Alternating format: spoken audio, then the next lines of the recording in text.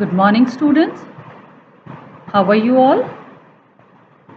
Okay. Up till now, we have studied definition of democracy and features of the democracy. Democracy क्या है और किस तरह से वो देश में जनता के हित के लिए काम करती है. Now today we'll see why democracy इस लोकतंत्र या प्रजातंत्र की ज़रूरत क्यों होती है. Now before we start, simply हम लोग एक चीज़ कह सकते हैं कि यदि एक देश डेमोक्रेटिक देश नहीं होगा, जैसा कि हमने एग्जाम्पल पढ़ा था कि चाइना के अंदर सिर्फ कम्युनिस्ट पार्टी ही जीतती है, मेक्सिको में पीआरआई जीतती है, जिम्बाब्वे में सिर्फ ज़ानू-पीएफ पार्टी ही जीत रही है. लेकिन ये चुनाव प्रक्रिया से तो जीतती हैं, लेकिन जनता के हित के लिए ये काम जब नहीं कर पाती हैं या नहीं करती हैं, तो ऐसी स्थिति में वो डेमोक्रेटिक गवर्नमेंट होते हुए भी नॉन डेमोक्रेटिक गवर्नमेंट बन जाती है. यदि डेमोक्रेसी नहीं रही तो देश सही ढंग से नहीं चलेगा. चुना गया नेता हमेशा जनता के हित के बारे में नहीं सोचेगा. वो हो सकता है अपने हितों को ध्यान में रखते हुए कुछ निर्णय ऐसे ले ले जिससे कि जनता का अहित हो. तो now will discuss why democracy की ज़रूरत क्यों पड़ती है. An argument broke out in Madam Link's class. अब जो ये चल रहा है, ये कुछ डिस्कशन चल रहा था, जैसे हम लोग डिस्कस कर रहे हैं वैसे ही डिस्कशन चल रहा था क्लास के अंदर कि डेमोक्रेसी की ज़रूरत क्यों होती है, क्यों एक देश यदि डेमोक्रेटिक नहीं है तो उसके क्या होंगे. तो जैसा हमने अभी तक पढ़ा वो यही होता है कि यदि एक देश डेमोक्रेटिक नहीं होता है तो वो देश सुचारू रूप से नहीं चल पाता है, जनता के हित में वो काम नहीं. Now before we proceed, I'd just like to tell you one thing, that all the boxes that are given and all these classroom discussions that are given, we'll not be discussing them on the videos, but you have to go through them so that you can understand the topic easily. Now, why democracy? Democracy क्यों जरूरी है, इसके लिए हम उसके favour और उसके against कुछ चीज़ें देखेंगे. Arguments against democracy. Before going arguments for favour of democracy, हम लोग ये सीधा पढ़ लेते हैं कि डेमोक्रेसी यदि नहीं है तो क्या होता है. This conversation has most of the arguments that we routinely hear against democracy. Let us go over some of these arguments. हम लोग नॉर्मली देखते हैं कि डेमोक्रेसी है नहीं है, इसके पर बहुत सारी बातें चलती है. तो डेमोक्रेसी जब नहीं होता है तो क्या होता है वो हम देखें. Leaders keep changing in democracy, this leads to instability.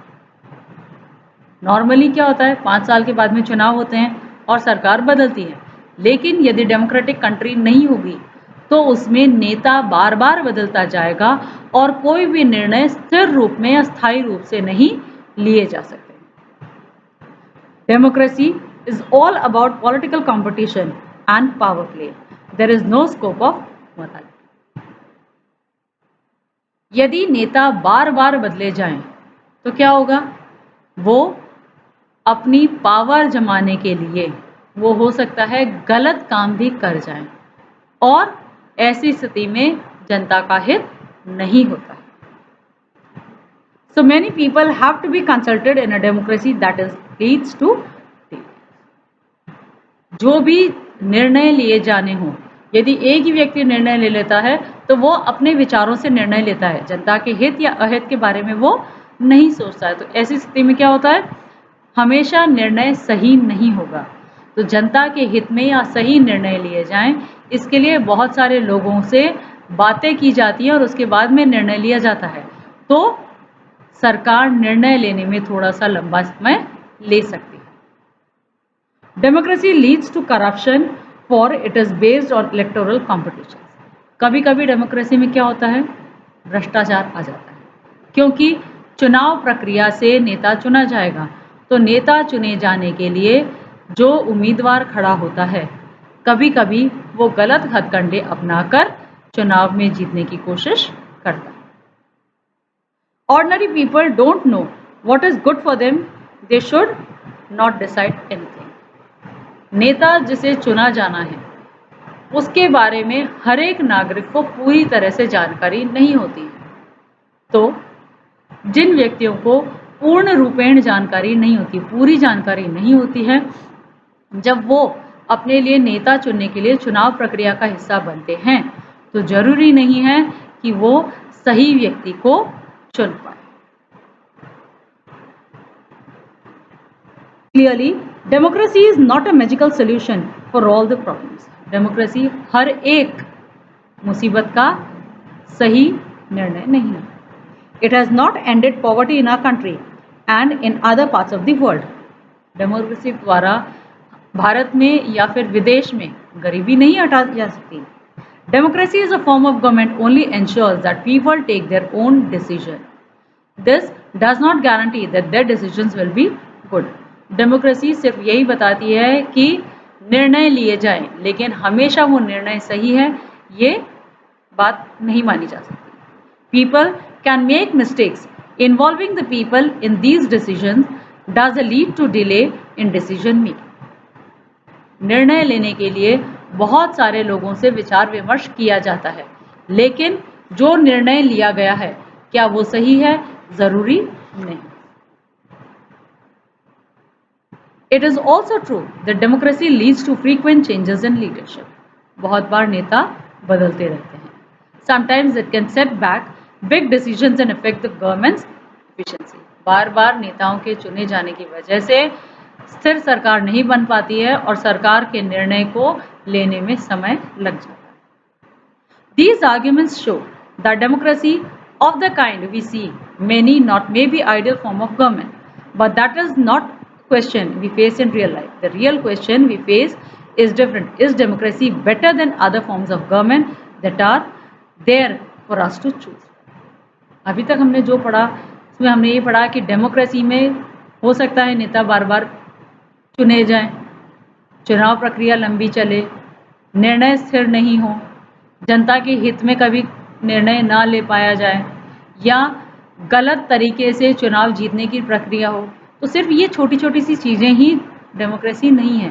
Democracy ये है कि जनता के हित के लिए जो भी सरकार चुनी गई है वो काम कर रही है या नहीं कर रही.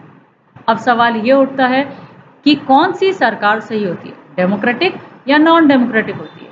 तो ये एक लंबा डिस्कशन चलता है और फिर उसके बाद में ये जाना जाता है कि डेमोक्रेसी कितनी सही ढंग से चलती है. Now we'll read what are the arguments in favor of democracy. Arguments for democracy.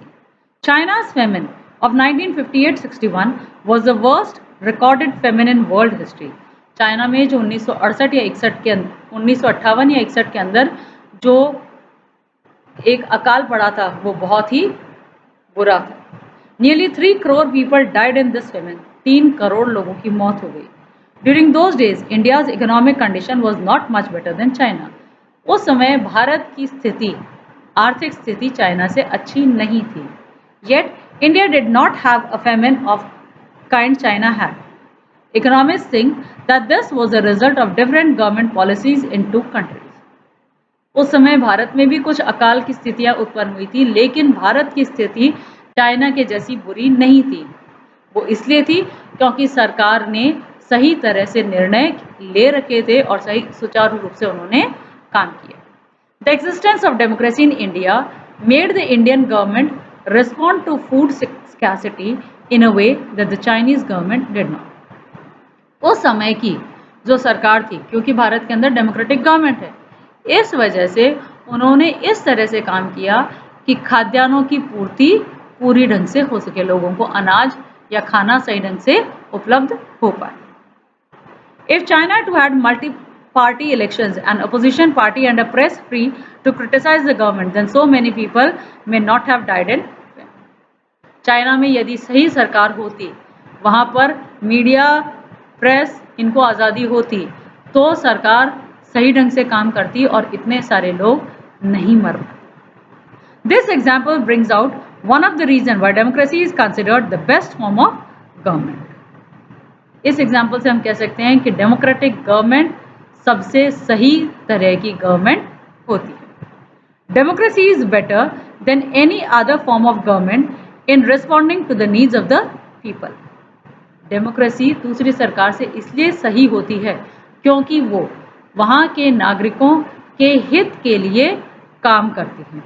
A non-democratic government may and can respond to people's need, but it all depends on the wishes of the people who rule. Non-democratic government भी जनता के हित के लिए काम कर सकती है, लेकिन वो कितना काम करेगी ये उसके नेता के ऊपर निर्भर करता है. If the rulers don't want to, they don't have to act according to the wishes of the people. यदि नेता नहीं चाहे तो वो जनता के हित के लिए वहाँ काम नहीं करेगा.